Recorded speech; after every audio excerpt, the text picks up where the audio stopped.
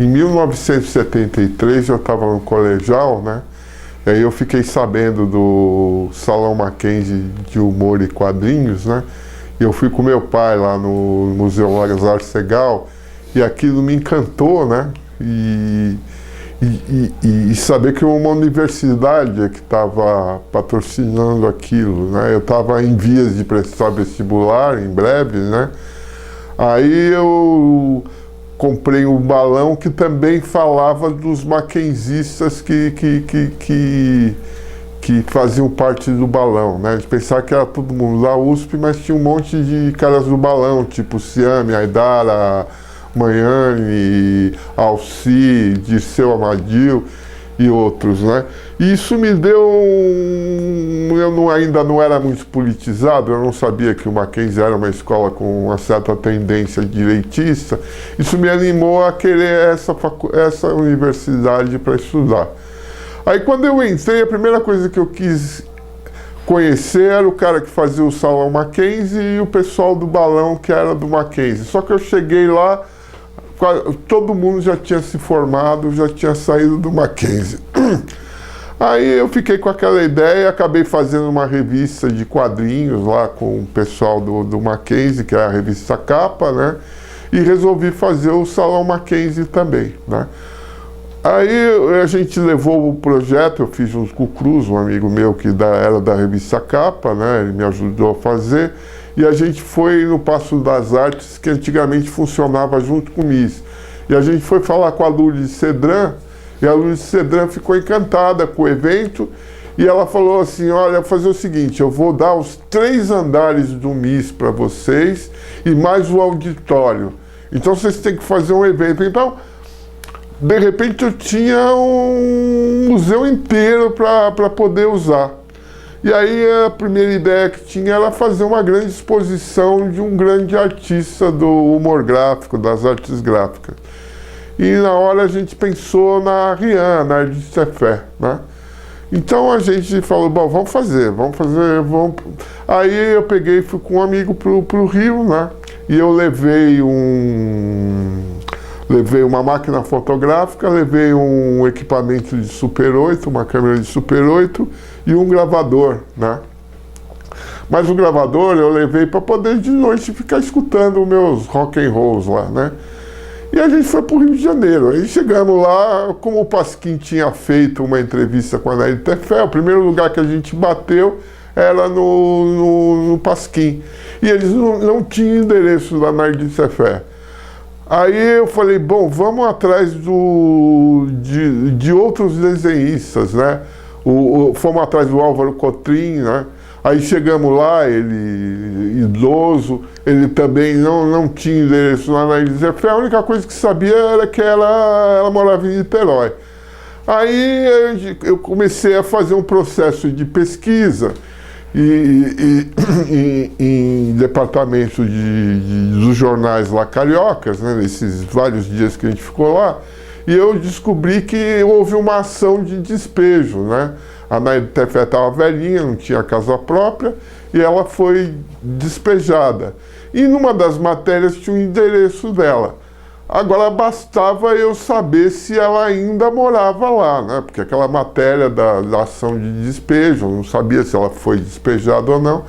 Aí eu fui procurar matérias mais recentes, aí achei uma que falava que há 20 e tantos anos ela morava em Niterói na mesma casa, com 14 cachorros, né? Então finalmente eu consegui o endereço na Ardite Sefé. Então o que a gente fez? A gente já estava há muitos dias no Rio, já estava ficando sem grana, né?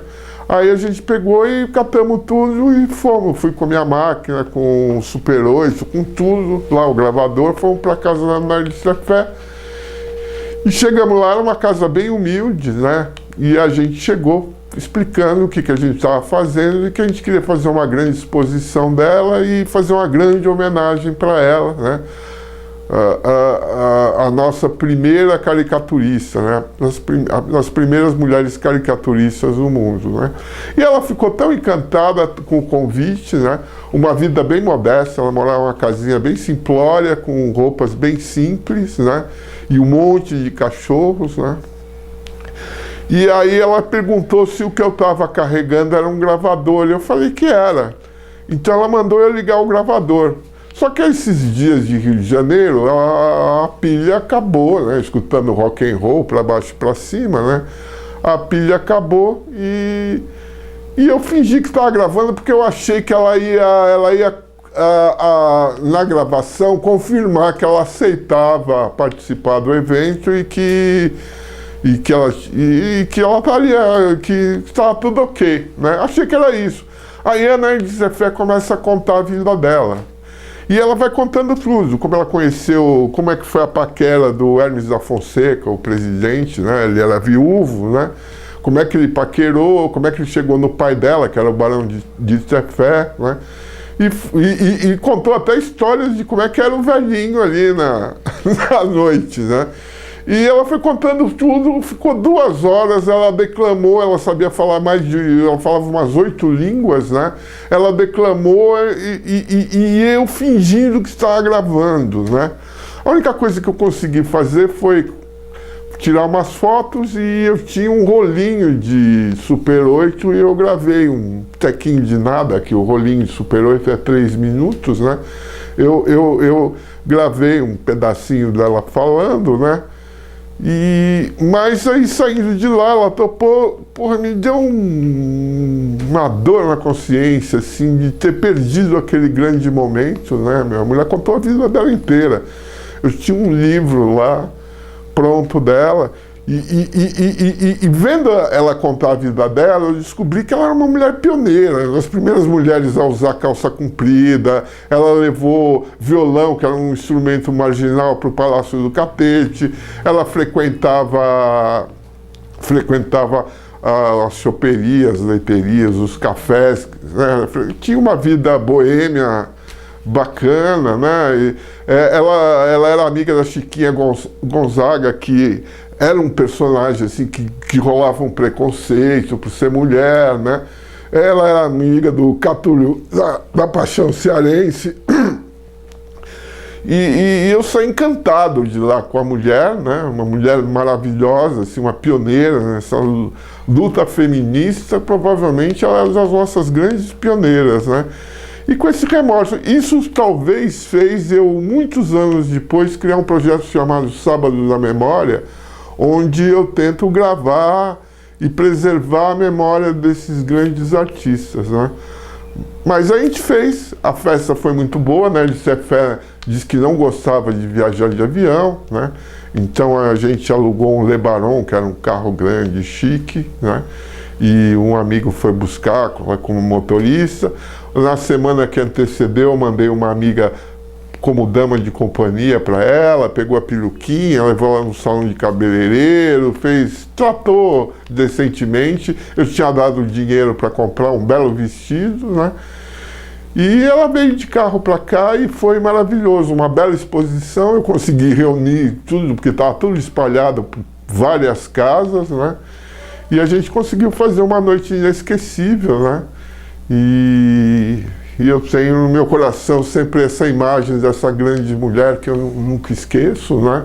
Bom, e ela veio para São Paulo, foi um sucesso absurdo, a imprensa toda cobriu. A gente fez uma bela homenagem para ela com um concerto do Arthur Moreira Lima, né? Ficou lá ela sentada do lado do piano, em frente ao piano, né? E, pô, para mim foi um dos dias, assim, esse curto convívio com a Nerd Zefé foi uma das coisas marcantes da minha vida, assim, né? Conheci uma grande pessoa e pude fazer alguma coisa pelo nome dela, né? Ela faleceu logo depois, né? E no salão de humor Mackenzie, lá de quadrinhos, eu conheci o Jal, a gente ficou muito amigo, né? E aí, em 82, a gente resolve montar uma escola e um centro cultural chamado Rian, mas quem vai contar essa parte é o Jal, que vai contar para vocês dessa empreitada nossa aí.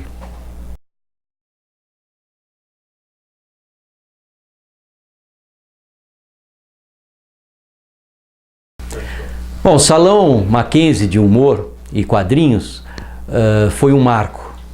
O primeiro, claro, por ser um dos primeiros salões do Brasil, o primeiro do Brasil, né? Assim, bem organizado e tal. E o segundo, que o Gualberto organizou, anos mais tarde, e foi onde eu conheci muita gente importante e que permeou toda a minha vida. O próprio Gualberto e o Dirceu Amadil, né, que depois resolvemos fazer um trabalho juntos. Mas eu vou contar o porquê disso, e é por causa do Salão Mackenzie, dessa organização que houve, que o Gualberto fez. Era final dos anos 70, quando foi organizado o salão. Eu participei até mandando meus cartoons e tal, e a gente ia lá, era no MIS, no Museu da Imagem do Som, aqui em São Paulo, um museu que é muito importante aqui em São Paulo, e isso foi uma das coisas legais, né? O museu desse colocar quadrinhos e cartoons e tudo mais, mas teve um marco ali que mexeu com todos nós, que foi o Gualberto trazer a Nair Tefé, já com 90 e tantos anos, aqui para São Paulo. Foi a última viagem que ela fez. Eu lembro que existia um problema, que ela não queria pegar avião e que eles trouxeram ela de carro, e que ela não costumava sair da casa dela, uma casa simples e tudo mais. Ela fez isso porque ela realmente viu que estava sendo feita uma coisa, uma homenagem para ela muito legal. E aí veio para a gente, assim, de presente, uma história muito comovente, nós que trabalhamos com arte, com quadrinhos, com cartoons, de uma mulher que batalhou tanto que, como nesse país aqui não se lembram de nada, se não tem alguma homenagem ou alguma coisa sendo feita, ela batalhou não só pela arte, pelo desenho, pela caricatura, mas também pelo empoderamento da mulher. Hoje se fala tanto nisso, o que acontecia naquela época era muito pior. E que quando ele foi até ela para pedir em casamento e tudo mais, ela fez questão de dizer: olha, eu não vou deixar de continuar a fazer as caricaturas, a fazer a caricatura da sociedade, dos políticos e tudo mais. E o Hermes da Fonseca topou. Imagine hoje em dia ter uma mulher que é primeira dama e fazendo caricatura de todo mundo. Imagine naquela época. E ela batalhou realmente para a mulher poder usar calça, para quando ela foi primeira dama no Catete, lá no Rio de Janeiro, ela levou o violão para dentro, para as audições dentro do Catete. O violão era um instrumento colocado de lado na época, né, marginal. E essas são algumas das histórias. Ela tinha muitas histórias e conta nesse livro, e contou também para o Gualberto. E isso daí tem até um Super 8 que ele fez na época e tudo mais. Aí o que acontece? A gente vê toda aquela história e aquilo marca muito. Anos mais tarde, queríamos um outro sonho nosso, que era fazer uma escola de arte onde a ideia principal era fazer um lugar como naquela escola Flashdance, onde todo mundo batalha para entrar na escola, porque quem entrar na escola já é uma grande vitória. Então tinha que ser uma escola diferente das outras, não podia visionar simplesmente a área comercial. Descobrimos que depois isso foi um erro até, mas era a nossa cabeça. E aí eu, Gualberto e Dirceu Amadil criamos o Centro Artístico Rian. Nair Tefé usava o nome Rian quando ela começou, porque mulheres não eram bem vistas como cartunistas, caricaturistas e tudo mais, naquela época que ela começou. E ela usava o nome dela Nair, ao contrário, que é Rian, e que em francês o fonema é de nada. Só que depois ela ficou tão famosa e tão forte com os desenhos dela, fez tanto sucesso, que ela podia assumir que era uma mulher. Então, uma das primeira do Brasil e uma das primeiras do mundo. Não se tem notícia de uma outra que tenha essa história. Só que aqui no Brasil a gente esquece disso. Então, quando a gente resolveu fazer o Centro Artístico Rian, resolvemos fazer a exposição. A Nair Tefé já tinha falecido, fazer a exposição com o que tinha de material dela. Infelizmente tinha se perdido muita coisa. O Gualberto fez contato com o filho da Nair Tefé e ele trouxe uns desenhos que eram feitos em cima de papel de pão. Ela, nos últimos tempos dela, ela ficava assistindo televisão e não podia sair da cama. Ela pegava aquele papel que vinha o pão embrulhado e fazia as caricaturas da Dines Fati, do pessoal da época das novelas quando ela faleceu. Então a gente fez a exposição muito com esse material. E foi a última exposição realmente feita da Nair Tefé naquele momento. Felizmente agora parece que então vai haver essa nova exposição, que é uma coisa importantíssima para que continue esse trabalho de lembrar quem foi essa grande mulher. E o Centro Artístico Rian fez jus ao nome. Por quê? Porque lá a gente teve vários cursos e de professores que vinham da USP, da FAAP, eram amigos, né? Mas professores muito bons. Os cursos tinham um preço muito convidativo para fazer realmente as pessoas se interessarem logo de cara, e a gente fazia uma seleção dessas pessoas. Os cursos eram de pintura chinesa, quadrinhos, teatro. Tinha vários cursos dentro da escola, embora era um lugar só de uns 3 ou 4 ambientes, né? Na Rua da Consolação.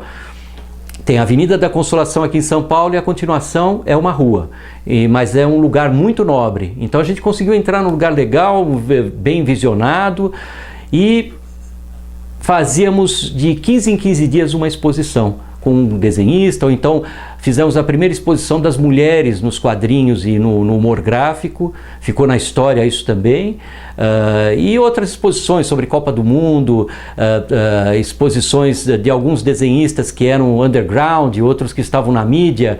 A cada 15 dias a gente fazia. Para ter ideia, a gente tinha muita...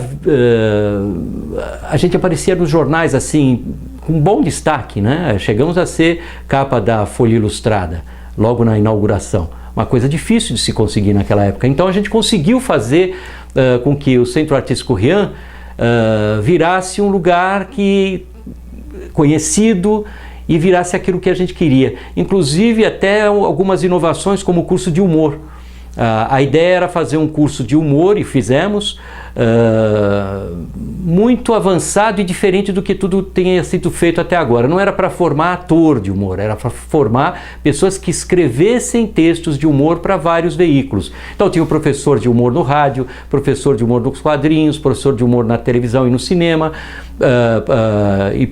inclusive professor no rádio, que eu já falei, e também 2 psicólogas, uma Eliane Café, que virou uma grande cineasta hoje em dia, e a Isabel Sissi, que também virou atriz e também uma produtora de teatro.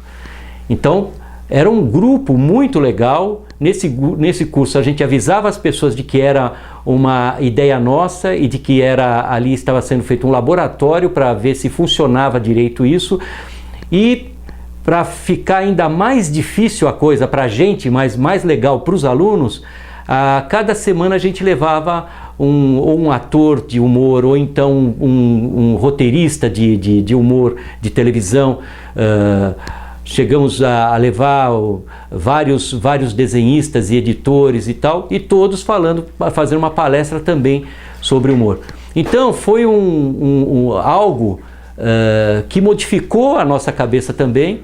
Só houve um problema, que era: somos da área do conteúdo e não da área da administração. Mas durante o tempo que ela durou, que foi de uns 2 anos e meio para 3 anos, ela se pagava a escola e tudo mais, só que a gente administrativamente não era exatamente.